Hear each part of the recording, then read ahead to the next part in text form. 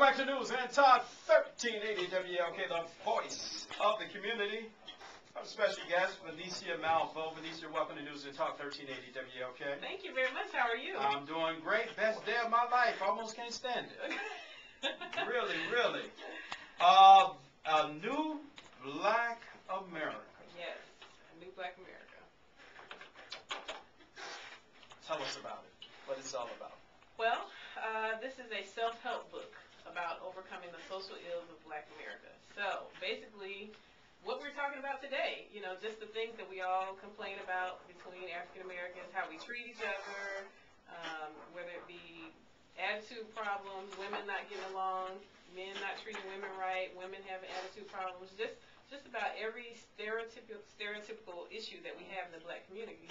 It lists out over 65 topics, and I comb through those topics and give solutions on how we can move forward in those areas. Okay, let's start with just one. Let's start with number one in the book. What is the number one thing that, as Black people, you say we need to get it together about? Well, I start the book off with talking about family, of course, and that's probably not the juiciest part. You know, there are some areas when I talk about women. We'll get to the juicy part. part. We'll get to the juicy stuff, but I start with the family, and the main issue is that our families are not together right now, and there's no focus on supporting each other and looking out for our kids, and I think that our children are our foundation. So if we go through the chapters of the book, the first chapter we talk about, I talk about a lack of commitment.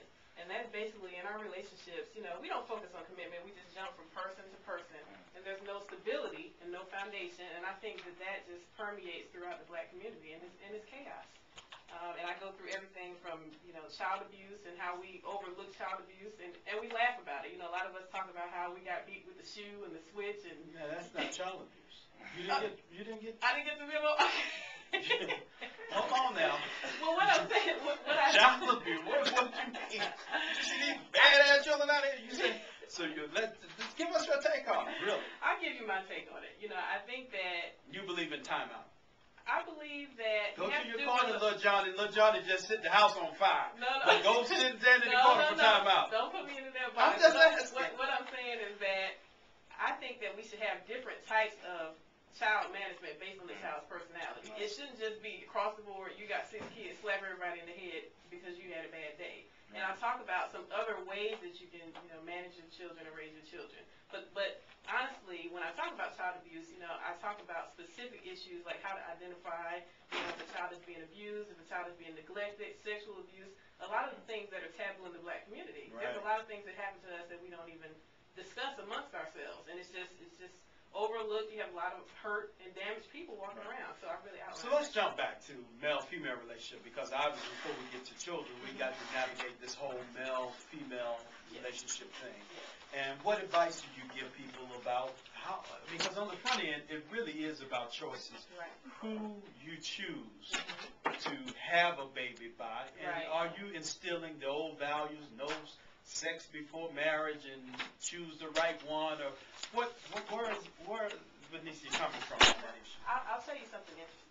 In the book, I have men and women separate, and I actually start with women. I start with talking about women because I feel that women have a lot more control than they like to say they have. Right. Women walk around saying that men are mistreating them and doing things to them, and they're playing victims. And I talk about taking responsibility for the type of women we are as Black women, and how we can be empowered to be better people. Now, I don't go from the perspective of, necessarily saying wait until you get married, but I talk about respecting yourself, in a very specific way, not the, the general commercial way, nobody can love you if you don't love yourself. I get very specific about like what?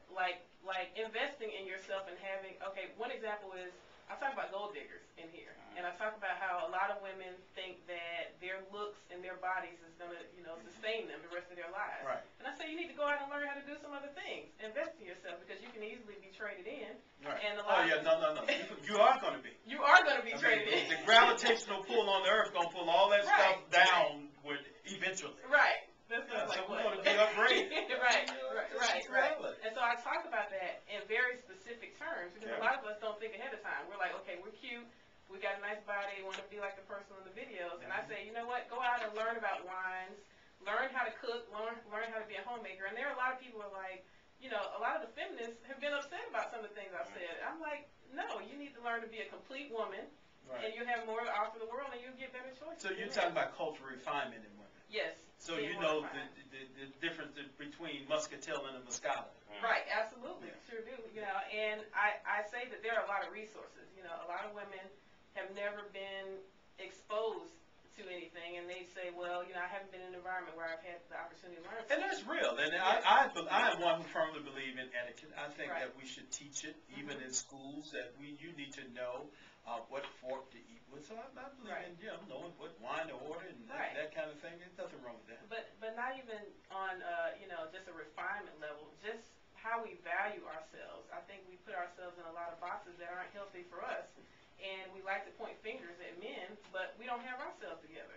You know, there are women who decide they just want to have babies by any and everybody and think that that is going to get the men to settle down. You know, so this is just a very down-to-earth look at some of the things that we do and say, hey, look at yourselves, ladies. Stop pointing fingers at everybody. You have more control over what happens to you and who you choose to be in a relationship with. See, the Derrick Bolton principle is I make it even simple. Shut your legs. Right? I mean, it would stop wars. It would stop all kinds of stuff. It would bring folk home on time. You know, I mean, serious. The bottom line is, I said women have more control in this thing than they ever realize. Just stop. Yes. And you'll see behavior change. People act better. Right. They, but anyway. And that basically is what I am getting to. Is focus on yourself and other things besides your sexuality and your big booty. Wow. Let me get this book. Right. Go on. This is getting good and good. You talk about such things as blended families, and that's real. I mean, as a single man, you're running into women who have children, and you have to realize those are not your children. Right. I mean, to some greater or less extent, and then sometimes the children will let you know that you're not my daddy. Absolutely. And how do we navigate that situation? Well, I say, first of all, let's set priorities, because so many of us have blended families, and we don't do any planning. We just find somebody that we like. We don't care whether or not they have kids, whether we have kids, and we just get together.